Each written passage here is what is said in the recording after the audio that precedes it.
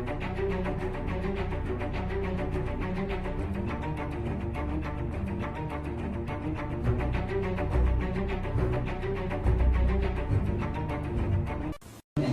Group, Inspector Leo Baraga, who figured in that during the search in the cell of Mayor Espinosa, a small heat shield sachet containing shabu was found, while police recovered 10 big heat shield sachet containing shabu, 27 big heat shield sachet containing dried marijuana, and assorted drug paraphernalia in the cell of Raul.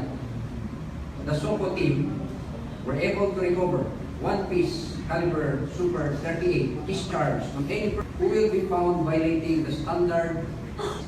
Meanwhile,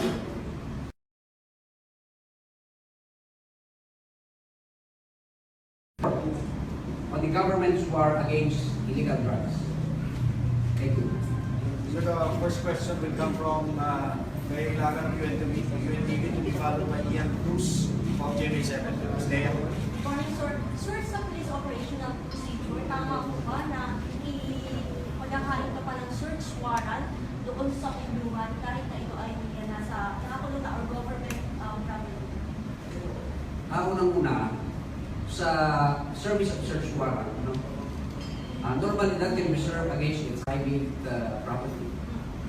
Ang purpose ng search warrant is to search the place and the things to be seized. In order to seize the things na identified doon sa search warrant. But then, wala po sa batas that the search warrant may not be implemented in a government facility. Nangyari na po yan. Like, there was a time that then Director si IDG secured the search warrant to search his sub-office in the province. Kasi because of report na there were some police personnel involved in illegal activities, may mga illegal items in their possession. So na-search po yung police office sa province. Sir, paano ako? Sir, hindi po ba pwedeng parang kausapin na lang yung head noong provincial jail at bakit kailangan din na alas 4 sa madaling araw i-implement? Normally, sa aming police operational procedure, a coordination has to be conducted to the territorial units sa paligid. May informan sila na there will be an operation that will be conducted. So may mga coordination na gagawin before they will effect the arrest. So kasama po yan yung chief of police ng area at saka dito sa facility mismo. At that time, siguro wala yung head of the provincial jail. Ang mga nandun ay mga Jews. Sila nag-coordinate yung reading team. Ian Cruz. RD, Chief Superintendent Beltehar, inamin po niya sa interview na hindi daw nag-coordinate yung team, yung CNDG team.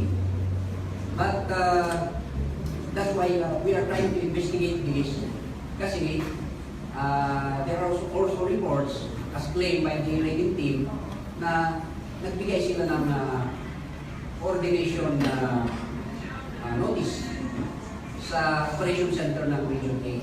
That is still being validated. Kaya kami ginaganap na investigation by RIAS and by Police Regional 8.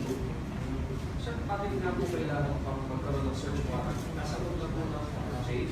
Hindi ba pwedeng parang sabihin na lang sa head ng jail na pwede silipin yung mga settle na? Yan po ay that is already left behind the operating teams on the ground.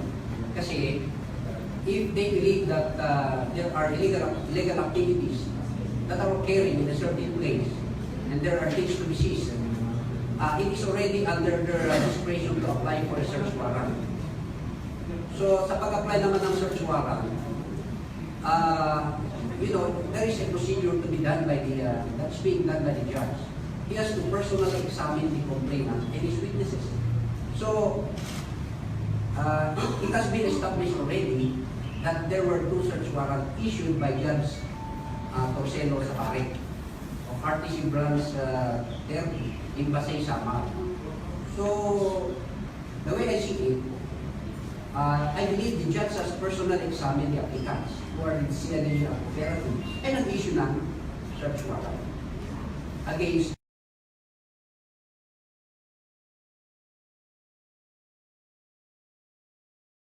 Nakikita ba kayo illegal or something wrong din sa ginawa nila mga police? I do not like to speculate, but we are still waiting for the result of the investigation being conducted by RIAS and by Police Regional Office 8. Pinipisigan din po ba yung mga taga-media natin sa APG? Kasi kasama pa pala sila dun sa at least binigay itong si Mayor Espinosa na kasama na dun sa drug case na sinasabi. Yes, kung sino man yung involved doon sa wala pa kami information kung nakita ng CCTV. But that will be covered also. Next question from Jeff Caparas, to be followed by Henry Atwalan of DZMM. Jeff? Sir, sir, at this point, sir, pwede ko natin sabihin kung gaano po malaki involvement si Mayor Espinosa. Yung information na meron siya, yung bakit po natin hinayaan na umabot sa punto na mapapatay siya. Hindi lang siya, perhaps, paano ba yun?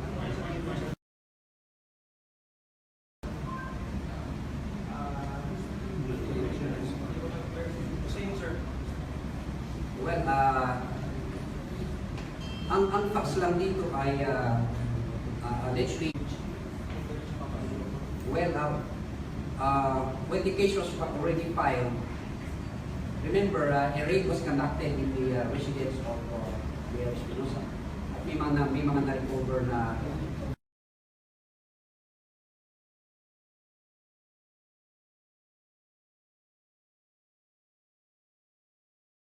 supervision din ng violator.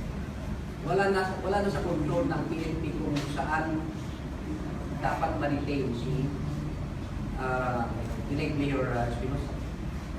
Next question from Henry Atwalan. Yung time delay, sir, na interview mo ba ng officer, I mean, yung ano oras na i-serve ko, na interview mo ba sa pangkurasi? Madaling araw, Madaling araw. yes, to the director sa ATV, but then it was a text message. So as to the details, yun ang wala pang information ng director sa ATV. So the operation is confined with a group of superintendent parties. Kasi mayroon naman, the PNP serving hundreds of search warrants Investigahan natin yun, sir. dito sa Kaso na yun. Of course, yung operatives ng CIDG, there were 13 personnel of CIDG and 8 from the region. Grupo na kung gagamitin man sa prosecution or sa filing of cases. Pero beyond that, wala na. Kung meron pa siyang sasabihin, dapat sinabi na. Question from Nakapagal, to be followed by Bob Woodruff of ABC News USA. Sir, sa initial doubt na laboratory results ay posibleng nakahiga o tulog itong si Espinosa ng kapatid. As I've said, we are still waiting for the result of the investigation.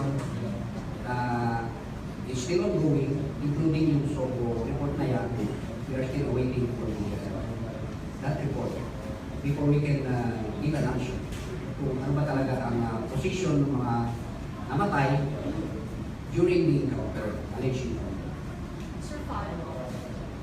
Sir, kasi ang tanong ng public ngayon, parang hindi logical na sa tulad ng isang high profile na yung kaso niya,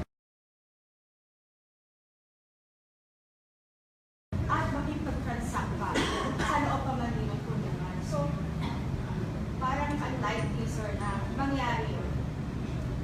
sitwasyon niya ha, at syempre bantay sa natin yan.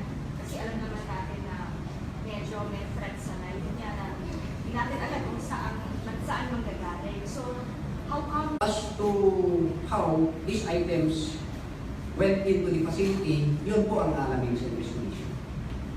Sir, kasi kung titignan natin, medyo nagbago yung demeanor ni Espinosa, ni Mayor Espinosa, nung mahuli, nung maimbisita dito.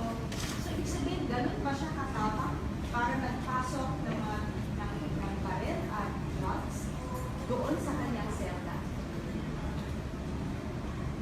Well, as I've said, there were reports received by the raiding team that there were illegal items in the facility and that made them to file an application for search warrant. Naniwala naman yung judge doon. That's why in-issue yung search warrant. Question from Bob Woodruff, ABC News. Here in the Philippines, there were 2 killings of politicians within a week by police. Is that because of the campaign? Would this have happened at all prior to like that pistol, drugs, and there were weapons in the actual stuff? Well, I cannot give you the details yet. We are still waiting for the details of the investigation. Last 2 questions will come from Alfred Dalizon, to be followed by Manang Kapagal, ABS-CBN. Alfred? Sir, you are the officer in charge of the Philippine National Police since last week. Yes.